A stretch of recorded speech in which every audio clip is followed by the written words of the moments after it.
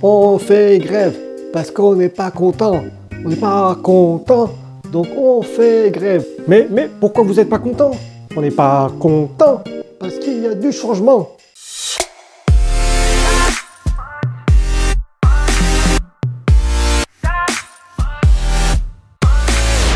Bonjour à tous, Teddy à Love Consulting. Aujourd'hui, on va voir ensemble comment accompagner le changement. Dans la vie personnelle comme professionnelle, lorsqu'un changement important a lieu, l'être humain rentre dans un processus de 5 étapes avant d'accepter la nouvelle situation. En fonction des personnes, il y a des personnes qui passent plus rapidement certaines étapes que d'autres, et d'autres personnes qui restent vraiment bloquées dans certaines étapes et qui n'en sortent malheureusement pas. Ces étapes sont représentées par une courbe qu'on appelle la courbe du deuil. Le rôle du manager dans tout ça, c'est d'accompagner justement le changement en suivant cette courbe.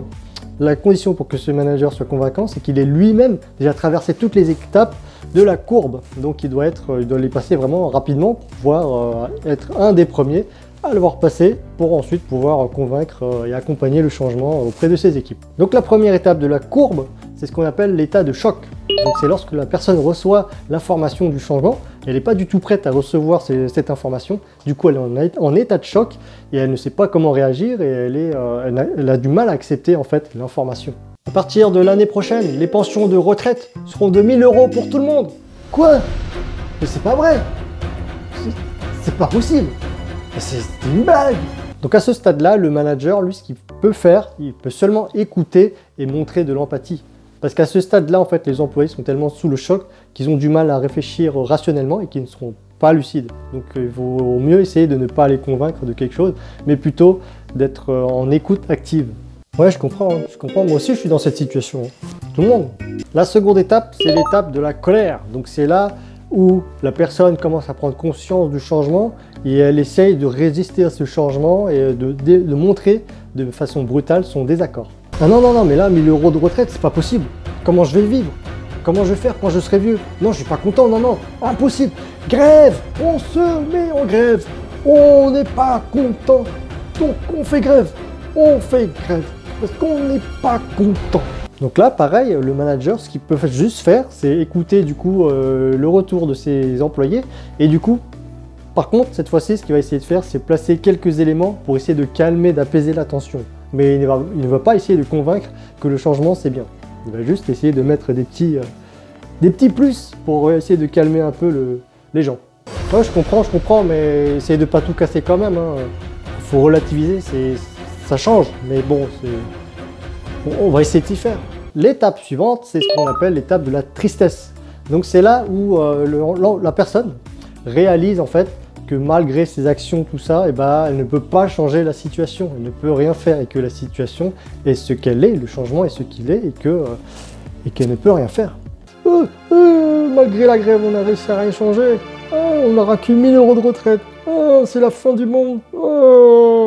Cette fois-ci, le manager, il va continuer à montrer de l'empathie et de la solidarité, mais il va essayer cette fois-ci de convaincre la personne que ce n'est pas si grave que ça, que le problème n'est pas si grave et que ce n'est pas la fin du monde. Ouais, je comprends, moi aussi je suis dans la même situation, mais bon, je me dis que c'est pas la fin du monde. Il y a des gens qui n'ont pas de retraite, et dans certains pays, la retraite n'est que de 30 €. C'est pas si grave. La prochaine étape est l'étape qu'on appelle la quête de sens. C'est l'étape dans laquelle la personne va essayer donc de vivre avec la nouvelle situation parce qu'elle a commencé du coup à réaliser qu'elle ne pouvait rien faire. Donc en adaptant la nouvelle situation, elle va commencer à essayer des petites choses pour essayer de s'adapter à cette nouvelle situation et du coup il se peut qu'elle essaye de marchander, de négocier. 1 000 €, c'est trop peu. On ne peut pas essayer d'avoir une petite prime pour compenser un peu? Alors là, le manager, il doit soutenir l'action de ses employés. Du coup, ce qu'il doit faire, c'est qu'il doit les motiver à aller de l'avant. Il doit être vraiment positif et du coup, les pousser à aller de l'avant pour pouvoir franchir cette étape. Alors, je ne sais pas si on aura des bonus ou des primes pour compenser, mais par contre, c'est une bonne occasion pour investir, tu ne penses pas? La dernière étape est l'étape, ce qu'on appelle du nouveau départ. Et en fait, durant cette étape, la personne a intégré donc complètement et accepté le changement, la nouvelle situation. Du coup, elle s'est adaptée elle-même à cette situation et a trouvé du coup des solutions et elle s'y est faite mentalement également pour pouvoir continuer à vivre normalement. Ouais, bon, si on n'a pas le choix, 1 000 € de retraite, c'est pas beaucoup. Bon, je vais investir dans l'immobilier, ça me fera un revenu complémentaire. Ouais, et puis ça fait du bien aussi pour l'économie du pays. Voilà, c'est la fin de cette vidéo, j'espère qu'elle vous a plu. Si c'est le cas, mettez des pouces en l'air, abonnez-vous à ma chaîne, partagez cette chaîne, cette vidéo à qui vous voulez, n'hésitez pas à mettre des commentaires. Et sur ce, je vous dis à la prochaine, bye bye.